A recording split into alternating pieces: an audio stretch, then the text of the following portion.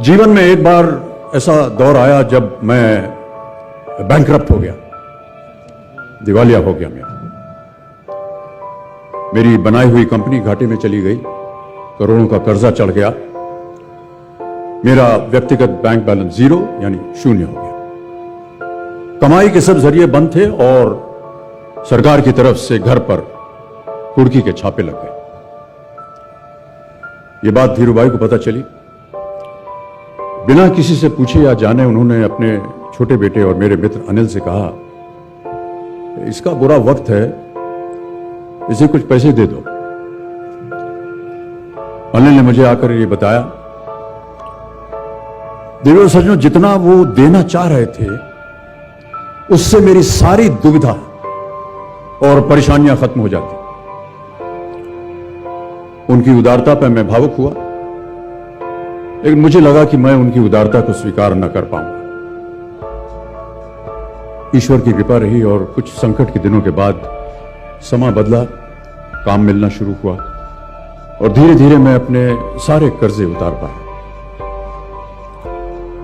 एक शाम धीरूभाई के निवास स्थान से इवेंट पर एक दावत के अवसर पर मुझे भी आमंत्रित किया गया। तो ऊपर लॉन में एक तरफ धीरूभाई एक बड़े से मेज पर अपने कुछ मित्रों, बड़े फाइनेंशियल और कॉर्पोरेट वर्ल्ड के दुनिया के दिग्गजों के साथ बैठे बात कर रहे थे। मुझ पर नजर पड़ी तो मुझे बुलाया और कहा, यहां मेरे साथ बैठो। मुझे बड़ा अजीब लगा, मैंने क्षमा मांगी और कहा, मैं उधर अपने मित्रों के साथ बैठा हूं, वहीं ठीक हूं। उन्होंने जिद की और बैठा लिया मुझे। फिर अपनी उस दिग्गजों की महफिल में उन्होंने कहा, यह लड़का गिर गया था लेकिन अपने बल पर फिर खड़ा हो गया, मैं इसकी इज्जत करता हूं।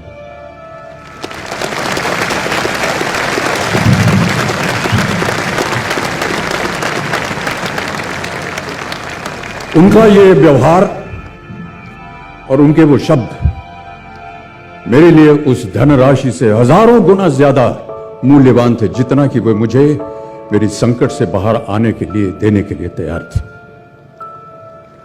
कर्मयोगी थे वो।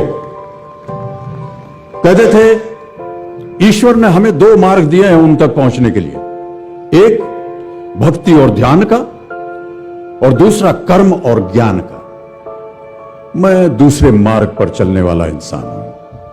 कर्म को धर्म मानता हूं और ज्ञान को ही ईश्वर।